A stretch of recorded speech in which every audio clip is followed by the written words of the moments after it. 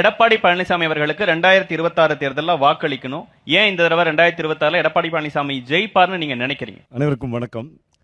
பொதுவாகவே ஏன் எடப்பாடியார் அப்படிங்கிறத தாண்டி இன்றைக்கு தேர்தல் அப்படிங்கிறது எந்த கட்சி ஆட்சி அமைக்குதுங்கிறத தாண்டி யார் முதல்வராக வேண்டும், யாருடைய தலைமையின் கீழ் ஆட்சி நடக்க வேண்டும் என்பது முக்கியம். So we want to identify our own leader. நமக்கான தலைவரை சரியா தேர்ந்தெடுத்தா தான் அந்த 5 ஆண்டுகள் ஆட்சி நல்லா இருக்கும். ஸோ ஒருவருடைய தலைமை பண்பை சோதிக்கிறது அப்படிங்கிறது ஒரு கம்ஃபர்ட் ஜோனில் உட்காந்துட்டு ஒரு ஆள் என்ன பண்றாருங்கிறத வச்சு சோதிப்பதை விட ஒரு அசாதாரண சூழ்நிலை, ஒரு கிரைசிஸ்ல ஒருத்தர் எப்படி பர்ஃபார்ம் பண்றாருங்கிறத வச்சு நாம சோதிச்சோம்னா ஒரு உண்மையான தலைவரை, ஒரு சிறந்த நிர்வாகியை நாம் கண்டறிய முடியும்.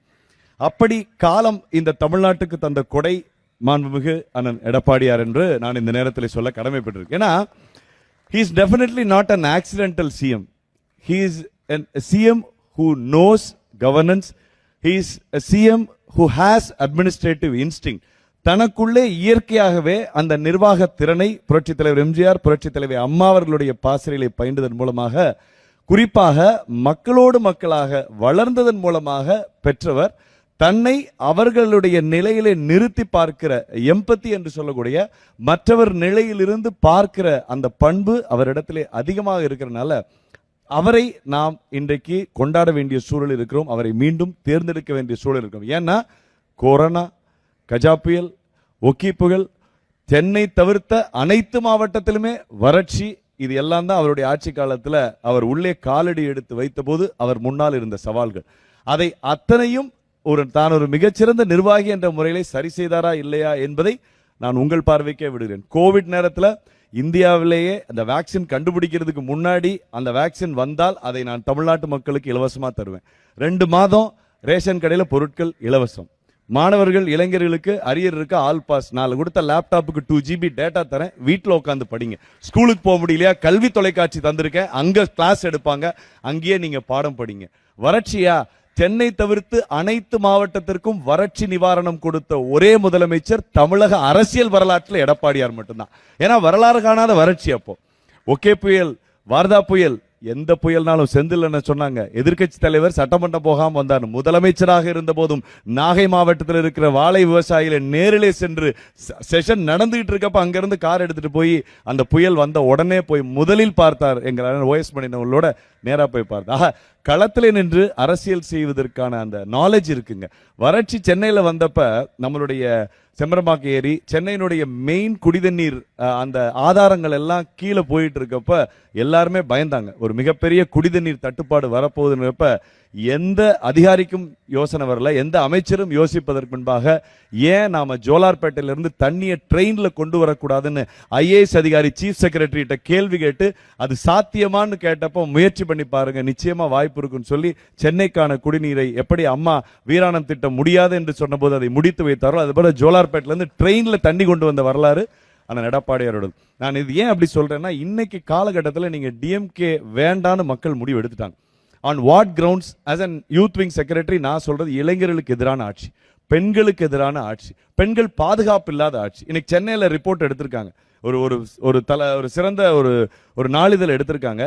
எவ்வளவு பெண்கள் நாங்க சென்னையில சேஃபா இருக்கோம்னு சொல்றாங்க அப்படின்னா less than 50%. 66% பேர் நாங்க சென்னையில சேஃபா இல்லைன்னு சொல்லியிருக்காங்க. வெறும் 46% பேர் தான் சென்னையில சேஃபா இருக்கும்னு சொல்லியிருக்காங்க. திமுக ஆட்சிக்கு வந்து 1.5 ஆண்டு கடந்து ஒரு சர்வே எடுக்கிறாங்க 2023-22 அந்த டைம்ல. நீங்க நம்ப மாட்டீங்க, எவ்ரி 2 hours ஒரு பெண் குழந்தை பாலியல் பலாத்காரத்துக்கு உள்ளாக்கப்பட்டிருக்கிறது. எவ்ரி 1 hour இன் தமிழ்நாடு ஒரு பெண் பாலியல் பலாத்காரத்துக்கு, any form of sexual harassment, molestation, ஏதோ ஒரு வகையில அவர்கள் பாதிக்கப்பட்டிருக்காருன்னு சொல்றாங்க. இதுதான் தமிழகத்தினுடைய பெண்களுக்கு திமுக அரசு கொடுத்திருக்கிற பரிசு. நீங்க நம்ப மாட்டீங்க, 60% அதிகமாயிருக்கு. அதிமுக ஆட்சி காலத்தில் இருந்ததை விட இவர்களுடைய இந்த 4.25 ஆட்சி காலத்தில் 60% குழந்தைகள், பெண்களுக்கு எதிரான குற்றங்கள் அதிகமாயிருக்கு. சோ நம்ம என்ன பேசிஸ்ல இவங்களுக்கு நாம திருப்பி வாக்களிக்க முடியும்? ஏன் எடப்பாடியார் கண்டுபிடிச்ச காவலன் ஆப் என்னாச்சு? பிங்க் பெட்ரோல் ஏன் நீங்க இன்னும் அதிகப்படுத்தல? ஏன் உங்களால மெட்ரோ சென்னையும் கோயம்புத்தூரும் தான் தமிழ்நாட்டில் இந்தியாவிலே சேஃபான மாவட்டம், சேஃபான மாநகரம்னு பேர் வாங்கினமே, இன்னைக்கே அது அப்படி ஆயிடுச்சு. யங்ஸ்டர்ஸ் கேட்கறாங்க, இன்னைக்கு TNPSC எக்ஸாம் நடத்துறது கூட உங்களுக்கு முடியலையா? அசிங்கமா இல்லைங்களா உங்களுக்கு? இதே எடப்பாடியார் ஆட்சியில டிஎன்பிசியினுடைய வயது வரம்பை உயர்த்தி கொடுத்தார். டிஎன்பிசியில 3% நம்முடைய ஸ்போர்ட்ஸ் பர்சன்ஸ்க்கு எல்லாம் கோட்டா கொடுத்தார். அதுதான் ஒரு இன்டெலெக்சுவலான அட்மினிஸ்ட்ரேஷன். இன்னைக்கு யங்ஸ்டர்ஸ் வந்து வேலை வாய்ப்பு இல்லாம எவ்வளவு சிரமப்படுறாங்க உங்களுக்கு தெரியும். ஏன் தனியார் வேலை வாய்ப்பு முகாம் எடப்பாடியார் நடத்தியதை இன்றைக்கு இந்த திமுக அரசு ஏன் முன்னெடுக்கல? முதல் கேள்விகள் இருக்கிறது. இரண்டாவது சுற்றுலையும் அடுத்தடுத்து பேசலாம். என்னுடைய ஒரே இது என்னன்னா, ஏன் அவருக்கு வாக்களிக்க வேண்டும் என்றதற்கு ஒரே கேள்வி, மக்களுடைய மனநிலை, இளைஞர்களுடைய ஏமாற்றம், பெண்கள் பாதுகாப்பற்ற தன்மை, இதெல்லாம் சேர்ந்து எல்லாரும் என்ன நினைக்கிறாங்கன்னா, ஏற்கனவே ஒரு 5 வருஷத்தை நம்ம ரூயின் பண்ணிட்டோம். தப்பானவங்க கையில பொய் வாக்குறுதிகளை நம்பி கொடுத்துட்டோம். அடுத்தும் நம்மளுடைய 5 ஆண்ட ஒரு அட்மினிஸ்ட்ரேஷன் தெரியாத ஒரு புது வரவு கிட்டையோ அல்லது அட்மினிஸ்ட்ரேஷன் கவர்னன்ஸுக்கு பதிலாக வெறும் பாலிடிக்ஸ் மட்டுமே, இப்ப உதாரணத்துக்கு பிஜேபி எதிர்ப்பு நாடகங்கள், இங்கே வெறும் விளம்பரம், அனௌன்ஸ்மெண்ட் ஆட்சி, வெறும் அனௌன்ஸ்மெண்ட் மட்டும் வர்ற ஒரு பாலிடிக்ஸ் மட்டுமே செய்யற ஒரு தலைவரை தேர்ந்தெடுக்க வேண்டாம். நல்ல தலைமை பண்பும் சிறந்த நிர்வாக திறமையும் இருக்கிற எடப்பாடியாரை தேர்ந்தெடுக்க வேண்டும். Let's not risk another 5 years அரசு ஊழியர்கள் முடிவெடுத்துட்டான். மாணவர்கள் நீட்டுக்கு எதிராக தீர்வை 7.5 மூலம் தந்த ஒரு நல்ல நிர்வாகியை தேர்ந்தெடுக்க வேண்டும் என்று தமிழ்நாட்டு மக்கள், மாணவர்கள், பெண்கள், அனைத்து தரப்பினர், குறிப்பாக அரசு ஊழியர்கள் முடிவெடுத்து விட்டார்கள். எப்ப எடுத்தாங்கன்னா, கோவிட் நேரத்தில் அவ்வளவு சிரமத்தில் கூட எல்லா அரசு ஊழியருக்கும் முழு சம்பளத்தை கொடுத்த ஒரே முதலமைச்சர் இந்திய துணைக்கண்டத்திலே எடப்பாடியார் மட்டும்தான். So that's why we want a good administrator, not a politician.